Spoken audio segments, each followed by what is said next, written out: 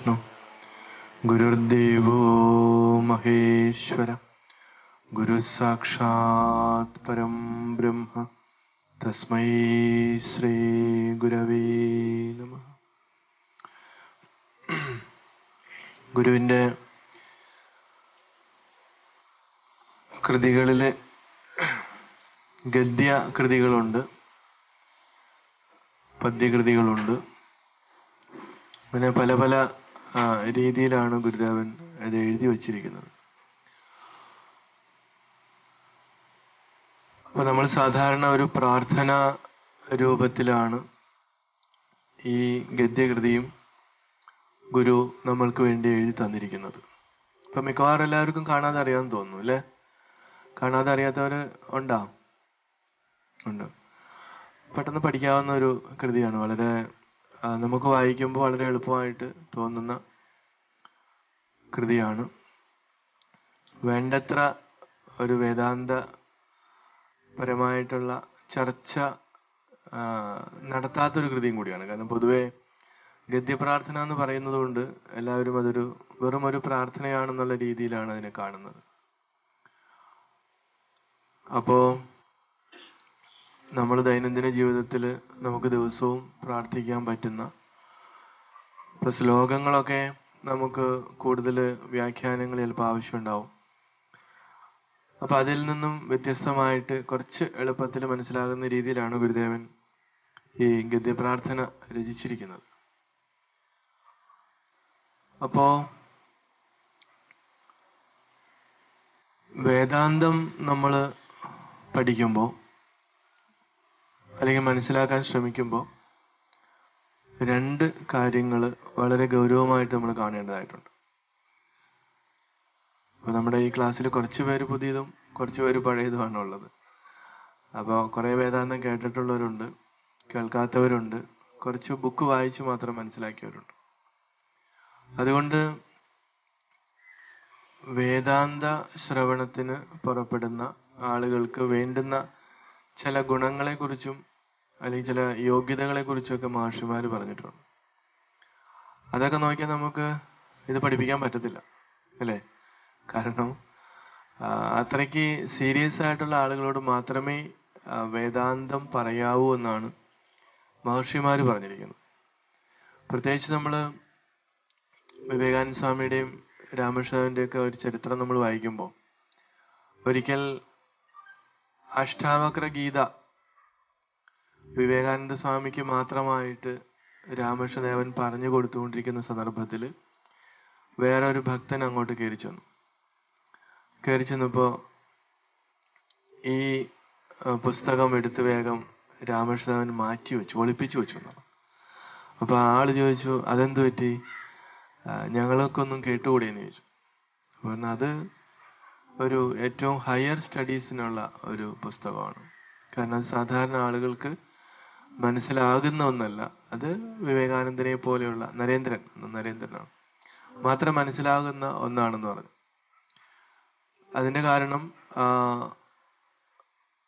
മുമുക്ഷുത്വവും ഇഹാമുത്ര ഫലഭോഗ വിരാഗം തിദിക്ഷ അല്ലെ, ഇങ്ങനെയുള്ള ആ ഗുണങ്ങൾ ഉണ്ടെങ്കിൽ അല്ലെങ്കിൽ ആ ക്വാളിറ്റി യോഗ്യതയുണ്ടെങ്കിൽ മാത്രമേ അത് മനസ്സിലാകൂ അല്ലെങ്കിൽ മനസ്സിലാക്കാൻ സാധിക്കുള്ളൂ എന്നുള്ള ഒരു വിഷയമാണ്. അപ്പൊ ഈ ലോകത്തെയും മറ്റു ലോകത്തെയും സൂക്ഷ്മമായിട്ടുള്ള ലോകത്തെ കുറിച്ചൊക്കെയുള്ള അതിൻ്റെ ഫലങ്ങളിൽ അതിനകത്തുള്ള അതിൻ്റെ ഗുണദോഷങ്ങളെ കുറിച്ച് വ്യക്തമായിട്ട് മനസ്സിലാക്കി അതിൻ്റെ പരിമിതികൾ ഉൾക്കൊണ്ടുകൊണ്ട് നിൽക്കുന്ന ഒരാളായിരിക്കണം. അതേപോലെ മുമുക്ഷുത്വം, മോക്തുമിച്ഛ അല്ലെ, ഈ സംസാര ദുഃഖത്തിൽ നിന്ന് എത്രയും പെട്ടെന്ന് എനിക്ക് മോചനം വേണം എന്നുള്ള ആളുകൾക്കുമാണ് ശരിക്കും പറഞ്ഞാൽ ഇതൊക്കെ ശരിക്കും പെട്ടെന്ന് മനസ്സിലാവത്തുള്ളൂ. അല്ലാതെ വരുമ്പോൾ നമ്മളത് കേൾക്കുന്നു, നമുക്ക് പ്രാക്ടിക്കലായിട്ട് ഒരുപാട് ബുദ്ധിമുട്ടുകൾ ഉണ്ടാകുന്നു. ക്രിട്ടിക്കലായിട്ടുള്ള ചില വിഷയങ്ങളൊക്കെ വരുമ്പോൾ നമ്മൾ വിദഗ്ധമായ രീതിയിൽ അതിൽ നിന്ന് രക്ഷപ്പെട്ടു കളയും. ഞങ്ങൾ ഗൃഹസ്ഥാശ്രമികളാണ്, അല്ലെങ്കിൽ ഞങ്ങൾ അത്ര എത്തിയിട്ടില്ല. ഇപ്പൊ സന്യാസിമാർ തന്നെ ചിലരുണ്ട്, അവരും അദ്വൈത വേദാന്തത്തിൽ നിഷ്ഠയുള്ളവരുണ്ട്, ഭക്തിയിൽ നിഷ്ഠയുള്ളവരുണ്ട്, രാജയോഗത്തിൽ നിഷ്ഠയുള്ളവരുണ്ട്, കർമ്മയോഗത്തിൽ നിഷ്ഠയുള്ളവരുണ്ട്. ഇങ്ങനെയൊക്കെയുള്ള എല്ലാ രീതിയിലും പെട്ട ആളുകൾ സന്യാസിമാരിലുണ്ട്, ഗൃഹസ്ഥാശ്രമികളിലുണ്ട്. അപ്പോൾ ഈ ഒരു അദ്വൈതത്തിൻ്റെ ആ പെർഫെക്ഷനോട് കൂടി ജീവിക്കുന്ന ആളുകൾ വളരെ പെർസെൻറ്റേജ് കുറവാണ്. ജനങ്ങളാണെങ്കിൽ അത് കൂടുതൽ തെറ്റിദ്ധരിക്കുകയും ചെയ്തിട്ടുണ്ട്. അപ്പം ഇങ്ങനെയൊക്കെയുള്ളൊരു പശ്ചാത്തലത്തിൽ നമുക്ക് എങ്ങനെ എളുപ്പത്തിൽ അതിൻ്റെ ആ ഒരു മർമ്മം ഗ്രഹിച്ചുകൊണ്ട്, കാരണം ഈ യോഗ്യതകളൊക്കെ നേടി നമുക്ക് എത്താനുള്ള ടൈമും, അതുപോലെ നമുക്ക് ഒരുപാട് മറ്റുള്ള വിഷയങ്ങൾ, നമ്മുടെ ഗൃഹസ്ഥാശ്രമ ധർമ്മം, ഇതൊക്കെ വെച്ച് നോക്കുമ്പോൾ ഒരുപാട് സമയമെടുക്കും. അപ്പോൾ ഏറ്റവും ലളിതമായിട്ട് നമുക്ക് എങ്ങനെ ഈ അദ്വൈത വേദാന്തത്തെ നമുക്ക് ഗ്രഹിക്കാം എന്നുള്ളതാണ് വിഷയം. അപ്പോൾ ഒരുപാട് സാങ്കേതികമായിട്ടുള്ള വാക്കുകൾ ഉപയോഗിക്കാതെ, അങ്ങനെയുള്ള വ്യാകരണമോ അല്ലെങ്കിൽ യുക്തിയോ അങ്ങനെയുള്ള സംഗതികളൊക്കെ കൂടാതെ തന്നെ നമുക്ക് എങ്ങനെ ആ വേദാന്തം മനസ്സിലാക്കാൻ പറ്റുന്നതാണ്. കാരണം സംസ്കൃതം പഠിച്ച്, വ്യാകരണം പഠിച്ച്, ന്യായം തർക്കമൊക്കെ പഠിച്ച് നമുക്ക് വേദാന്തം മനസ്സിലാവത്തില്ല. അത് പഠിച്ചവർക്ക് മനസ്സിലായിട്ടില്ല, അങ്ങനെ വിഷയമുണ്ട്. അപ്പോൾ അവിടെയൊക്കെ നമുക്ക് ഇപ്പോഴും ഈ ഒരുപാട് ഭേദചിന്തകൾ ഒക്കെ നമുക്ക് കാണാൻ പറ്റും. അപ്പം അദ്വൈതിയായിട്ടുള്ള ഒരാൾക്ക് അങ്ങനെ ഭേദചിന്തകൾ ഉണ്ടാകേണ്ട ആവശ്യമില്ല. അപ്പം ഈ പരിമിതികളൊക്കെ നമ്മുടെ മനസ്സിലുണ്ടാകണം. അതുകൊണ്ട് ഇപ്പം നമ്മൾ ഗദ്യപ്രാർത്ഥന പഠിക്കുമ്പോൾ, അല്ലെങ്കിൽ അതിന് തൊട്ട് മുമ്പ് തന്നെ അതിൻ്റെ ഒരു സാരാംശം എന്നുള്ള രീതിയിൽ 2 പോയിന്റ്സ് നമ്മൾ മനസ്സിലാക്കുക എന്നുള്ളതാണ്. അത് ദൃക്കും ദൃശ്യവുമാണ്. ഗുരു ദൈവദശകത്തിലും ഒക്കെ വളരെ ഭംഗിയായിട്ട് അത് പറയുന്നുണ്ട്. നിന്നിടും ദൃക്ക് പോലുള്ള നിന്നിൽ അസ്പന്ദമാകണം, അല്ലേ? അപ്പൊ ദൃക്ക് എന്താണെന്ന് അറിഞ്ഞാൽ മാത്രമേ നമുക്ക് ദൃശ്യത്തിന്റെ പരിമിതി അറിയാൻ പറ്റുള്ളൂ. അപ്പോൾ കാണപ്പെടുന്നതൊക്കെയും സ്ഥൂലം സൂക്ഷ്മം എന്ന് ഗുരു ഇവിടെ തുടക്കത്തിൽ തന്നെ പറയുന്നുണ്ട്. അപ്പോൾ ഓം കൂടി ചിലർ ചേർത്ത് പറയുന്നുണ്ട്. അപ്പോൾ എനിക്ക് തോന്നുന്നത് ഓം ഗുരു എഴുതിയിട്ടുണ്ടോന്നറിയില്ല. അപ്പോൾ ഈ കാണപ്പെടുന്ന, കണ്ണുകൊണ്ട് കാണുന്ന കാര്യങ്ങളെ കുറിച്ചാണ് ഗുരു ആദ്യം തന്നെ നമ്മളെ ഓർമ്മിപ്പിക്കുന്നത്. ഈ കാണുന്നതിനെല്ലാം ദൃശ്യമായിട്ടാണ് നമ്മൾ സംസ്കൃതത്തിൽ വേദാന്തത്തിൽ പറയുന്നത്. ദൃശ്യം, നമ്മുടെ കണ്ണുകൊണ്ട് കാണുന്നതിനെല്ലാം ദൃശ്യമാണ്. ഈ കാണുന്ന വസ്തുക്കൾ സത്യമാണ് എന്നാണ് നമ്മുടെ വിചാരം. നമ്മൾ ധരിച്ചിരിക്കുന്നത് ഈ കാണുന്നതൊക്കെ സത്യമാണ്. മഹർഷി പറയുന്നു അത് സത്യമല്ല. എന്തുകൊണ്ട്?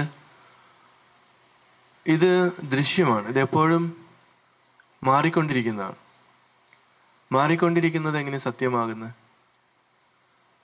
അപ്പോൾ മാറാതെ ഇരിക്കുന്ന ഒന്നുണ്ട്, മാറുന്നതുണ്ട്.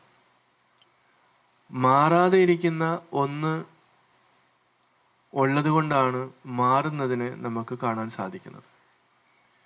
ഈ മാറുന്ന വസ്തുക്കൾ ഒന്നും തന്നെ സത്യമാകാൻ പറ്റില്ല, കാരണം നിരന്തരം മാറിക്കൊണ്ടിരിക്കുകയാണ്. അപ്പൊ എന്തുകൊണ്ടാണ് ഇതിനെ ദൃശ്യമായിട്ട് സത്യമല്ലാതെ നമ്മൾ കാണുന്നത്? ഗുരു അതിന് വളരെ എളുപ്പത്തിൽ പറയുന്നുണ്ട്. എന്ത് ചെയ്യണം? ഒന്നൊന്നായി എണ്ണി എണ്ണി നീ മാറ്റണം. വളരെ എളുപ്പമാണ് നമുക്ക് തോന്നാം. അപ്പോൾ ബാഹ്യമായിട്ടുള്ള നമ്മുടെ ശരീരത്തിൻ്റെ പുറത്തുള്ള സംഗതികളെയൊക്കെ നമുക്ക് അതുപോലെ എണ്ണി അതിൻ്റെ പരിമിതികൾ, നമുക്ക് വേണമെങ്കിൽ ആധുനിക സയൻസിനെയും കൂടി അതിന് കൂട്ടുപിടിക്കാൻ പറ്റും. കാരണം സയൻസ് ഒരു പരിധിവരെ ഇതിനെയൊക്കെ വിശകലനം ചെയ്തുകൊണ്ട് പോയിട്ടുണ്ട്. അവര് ഈ ഈ സംഗതിയൊക്കെ വിശകലനം ചെയ്ത് അതിന് മാറ്ററായിട്ട് അല്ലേ, അതൊരു ജഡപദാർത്ഥമാണ് എന്ന് പറഞ്ഞു. പിന്നീട് അതിനെ അവർ അനലൈസ് ചെയ്തപ്പോൾ, വിശകലനം ചെയ്തപ്പോൾ അത് അങ്ങനെ ജഡമല്ല, നമ്മൾ ഉദ്ദേശിക്കുന്ന രീതിയിൽ ജഡമല്ല, മറിച്ച് ആറ്റംസ് ആണ്. ഈ ആറ്റംസിനെ വീണ്ടും അവർ അനലൈസ് ചെയ്തു. അപ്പോൾ അതിനകത്ത് ഇലക്ട്രോണും പ്രോട്ടോണും ന്യൂട്രോണും ഒക്കെ ഉണ്ട്. അതൊരു പ്രത്യേക സ്പീഡിൽ ഇങ്ങനെ ഓടിക്കൊണ്ടിരിക്കുകയാണ്. അപ്പോൾ ഇവിടെ നമ്മൾ കണ്ണുകൊണ്ട് കാണുന്നത് ജഡമായിട്ടിരിക്കുമ്പോൾ തന്നെ അതിൻ്റെ ആറ്റം നമ്മൾ എടുത്തു കഴിയുമ്പോൾ അതൊരു പ്രത്യേക സ്പീഡിൽ ഇങ്ങനെ ഓടിക്കൊണ്ടിരിക്കുകയാണ്. അത് ആധുനിക സയൻസ് കണ്ടെത്തിയിട്ടുള്ള സംഭവമാണ്. പക്ഷെ അതേ സയൻസ് തന്നെ പറയുന്നു ഇത് ജഡമാണ്. അപ്പം നമ്മുടെ സാധാരണ മനുഷ്യൻ്റെ, ഈ സയൻസ് പഠിക്കാത്ത ഒരാളെ സംബന്ധിച്ചിടത്തോളം ഇത് ജഡമായിട്ടുള്ളൊരു പദാർത്ഥമാണ്. നമുക്ക് അത് ജീവനില്ല എന്ന് നമ്മൾ പറയുന്നു. അതെന്തുകൊണ്ടാണ്? നമ്മുടെ ഈ കണ്ണുകൊണ്ട്, ഈ നമ്മുടെ ഇന്ദ്രിയങ്ങൾ, പഞ്ചേന്ദ്രിയങ്ങളുടെ ഒരു പരിമിതിയാണ്. നമുക്ക് കണ്ണിനകത്ത് ഒരു എക്സ്റേ റേസ് ആണ് പ്രകൃതി ഫിറ്റ് ചെയ്തിരുന്നെങ്കിലോ, എക്സ്റേ എടുക്കാൻ നമുക്കറിയാം. എക്സ്റേ എടുക്കുമ്പോൾ നമുക്ക് സ്കെലറ്റൻ മാത്രമാണ് വരുന്നത്, അല്ലേ? എല്ലും കൂട് മാത്രമേ ഉള്ളൂ. അപ്പോൾ അത്രയും സൂക്ഷ്മമായിട്ട് എടുക്കാൻ പറ്റുന്ന ഒരു റേസാണ്, ഒരു നമ്മുടെ കണ്ണിൽ വെച്ചിരിക്കുന്ന പോലെ തന്നെ വേറൊരു റേസാണത്. അപ്പോൾ അങ്ങനെ ഒരു റേസാണ് നമ്മുടെ കണ്ണിൽ ഫിറ്റ് ചെയ്തിരിക്കണമെങ്കിൽ നമ്മൾ ഇങ്ങനെ ആൾക്കാരെ കാണത്തില്ല, അല്ലേ? ഇങ്ങനെ അസ്ഥികൂടങ്ങൾ ഇങ്ങനെ സഞ്ചരിക്കും. നല്ല രസം ഉണ്ടാവും അല്ലേ, അസ്ഥികൂടങ്ങൾ ഇങ്ങനെ സഞ്ചരിക്കുന്നത് കാണാനായിട്ട്. അപ്പോൾ കണ്ണിൻ്റെ ഇനിയും കുറച്ചും കൂടി സൂക്ഷ്മമായിട്ട് നമ്മൾ നോക്കിയാലോ, ഇപ്പം ലേസർ ബീമുകളുണ്ട്, അല്ലേ? ലേസർ ബീം ഇനിയും കുറേയും കൂടി ഇതാണ്. അപ്പോൾ സയൻസ്, മോഡേൺ സയൻസ് ഇങ്ങനെ കുറേ സംഭവങ്ങൾ ഒന്ന് ശരിയാണെന്ന് വിചാരിച്ചുകൊണ്ട് അങ്ങോട്ട് ചെല്ലുമ്പോൾ അത് ആ രീതിയിൽ ശരിയല്ല എന്ന് മനസ്സിലാവുന്നു. ഇനി അടുത്തത് എന്താണെന്ന് നോക്കുന്നു. ഇങ്ങനെ ഇവരും അറിഞ്ഞോ അറിയാതെയോ ചെയ്യുന്നത് ഇങ്ങനെ ഒരു നിരീക്ഷണമാണ്, ഒരു നേതി, അല്ലേ? അപ്പോൾ എത്രമാത്രം വർഷങ്ങളായിട്ട് എത്രമാത്രം സയൻറ്റിസ്റ്റുകൾ, ഭൗതിക ശാസ്ത്രജ്ഞന്മാരൊക്കെ ഇതിൻ്റെ പുറകെ നടക്കണം. അവർ പറഞ്ഞു എനർജി നമുക്ക് പുതുതായിട്ട് ഉണ്ടാക്കാൻ പറ്റില്ല, അത് നമുക്ക് വേറെ രീതിയിൽ തിരിച്ചുവിടാം. എനർജി കൺസർവേഷൻ തിയറിയൊക്കെ ഉണ്ട്. അത് കുറേ വർഷങ്ങൾക്ക് മുമ്പ് അവർ കണ്ടുപിടിച്ചതാണ്. പക്ഷെ അതിന് എത്രയോ വർഷങ്ങൾക്ക് മുമ്പാണ് നമ്മുടെ മഹർഷിമാർ പ്രാണനെക്കുറിച്ചും ശക്തിയെക്കുറിച്ചൊക്കെ അവർ പറഞ്ഞത്.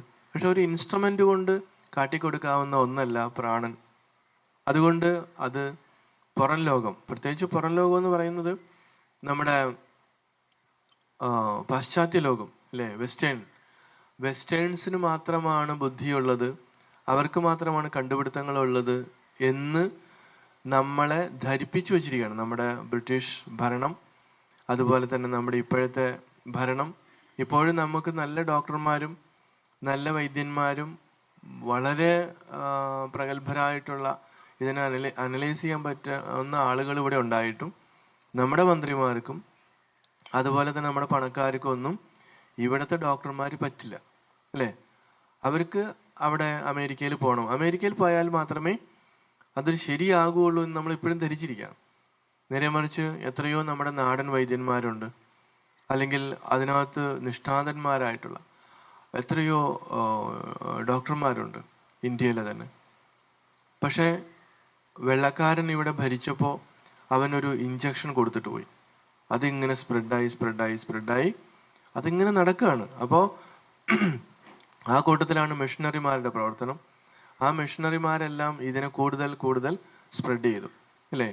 അതുകൊണ്ടാണ് ഭാരത സംസ്കാരത്തെ, അല്ലെങ്കിൽ ഭാരതത്തിലെ മഹർഷിമാരെ, അല്ലെങ്കിൽ ഭാരതത്തിലെ ശാസ്ത്രജ്ഞന്മാരെ അവർ ഉൾക്കൊള്ളാതെ പോയത്. അവരെപ്പോഴും അവരുടേതായിട്ടുള്ള ഒരു ഡേറ്റ അവരുണ്ടാക്കുന്നു, ഒരു ഉപകരണം, ഇതിൻ്റെ സഹായത്തോടു കൂടി പറയുന്ന കാര്യങ്ങൾ മാത്രമാണ് ശരിയെന്ന് വിശ്വസിപ്പിക്കാൻ ശ്രമിച്ചു.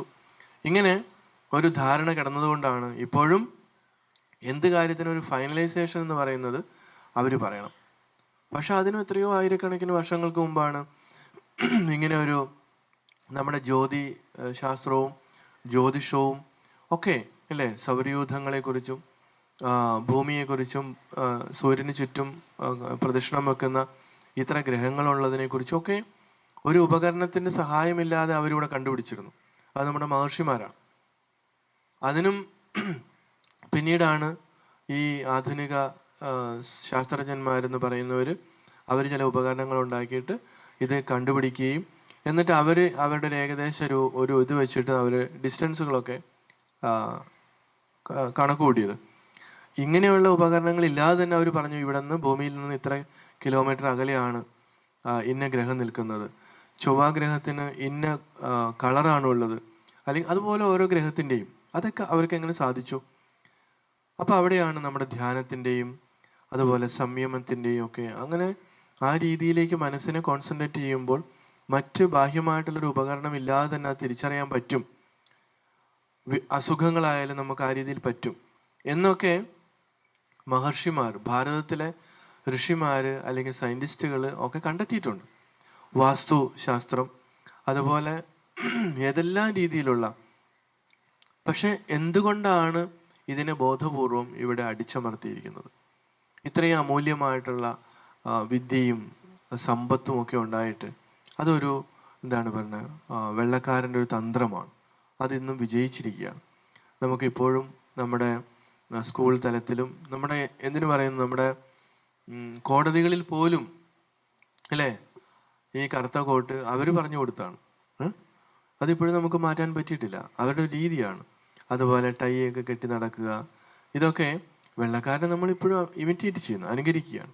അപ്പം ഞാൻ പറയുന്നത് ഇത്രയും സൂക്ഷ്മമായിട്ട് പ്രപഞ്ചത്തെ അല്ലെങ്കിൽ ഈ എന്താണ് ജഡപദാർത്ഥം എന്ന് പറയുന്നതിനെ അല്ലെങ്കിൽ നമ്മുടെ ദൃശ്യമായിട്ടുള്ളതിനെ വിശകലനം ചെയ്തിട്ടുള്ള വേറെ ആരും ഇല്ല ലോകത്ത് തന്നെ.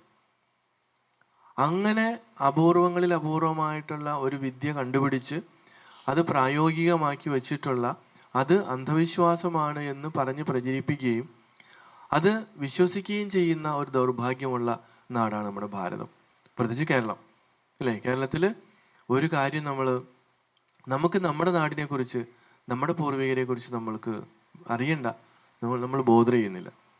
അങ്ങനെ ഒരു സംസ്കാരം നമ്മൾ പഠിപ്പിച്ചുകൊണ്ടിരിക്കുകയാണ്. അത് ഓൾമോസ്റ്റ് ഒരു 90% അങ്ങനെ ആയിക്കഴിഞ്ഞു. പഠിപ്പിക്കുക മാത്രമല്ല, ഒരു 90% ആയിക്കഴിഞ്ഞു. എന്നിട്ട് അത് ആധുനികമായിട്ടുള്ള ഒരു വികാസമാണ് അല്ലെങ്കിൽ മോഡേണൈസേഷൻ ആണെന്നൊക്കെ പറയുന്നു.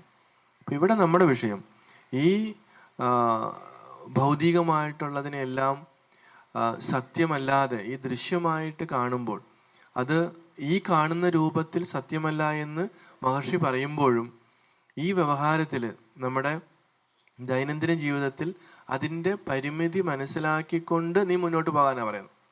അതാണ് ഇവിടുത്തെ വ്യത്യാസം. പൂർണ്ണമായിട്ട് നീ നിഷേധിക്കുക എന്നുള്ളതല്ല. ബ്രഹ്മം മാത്രമാണ് സത്യം, ജഗത്ത് മിഥ്യയാണെന്ന് പറയുമ്പോൾ മിഥ്യ എന്ന് പറഞ്ഞാൽ പൂർണ്ണമായിട്ട് ഇല്ല എന്നുള്ള അർത്ഥത്തിലല്ല. ദൃശ്യം എന്ന് പറയുന്നതും പൂർണ്ണമായിട്ട് ആ രീതിയിൽ ഇല്ല എന്നല്ല. അല്ലെങ്കിൽ അതിന് എങ്ങനെയാണ് ഇല്ലാതിരിക്കുന്നത്, അത് മിഥ്യയായിരിക്കുന്നത്? ഈ കാണുന്ന രൂപത്തിൽ അത് സത്യമല്ല എന്നുള്ളതാണ്. അതാണ് വ്യത്യാസം. അപ്പൊ ദൃശ്യമായിട്ട് നമ്മൾ കാണുമ്പോൾ ഈ കാണുന്ന രൂപത്തിൽ ഇത് സത്യമല്ല, നമ്മൾ മനസ്സിലാക്കേണ്ടതാണ്. അപ്പോൾ എന്തുകൊണ്ടാണ് നമ്മൾ അതിന് മഹർഷിമാരുടെ ടെക്നിക്ക് എന്താണ്? ഓരോന്ന് എണ്ണി എണ്ണി മാറ്റുക. ഇതിങ്ങനെ ഒരു വസ്തു അത് യഥാർത്ഥത്തിൽ ഉള്ളതാണെങ്കിൽ ഏത് രൂപത്തിൽ നമ്മൾ അതിനെ വിശകലനം ചെയ്താലും അതിനെ നമ്മൾ എടുത്തെടുത്ത് മാറ്റിയാലും അത് അവശേഷിക്കണം.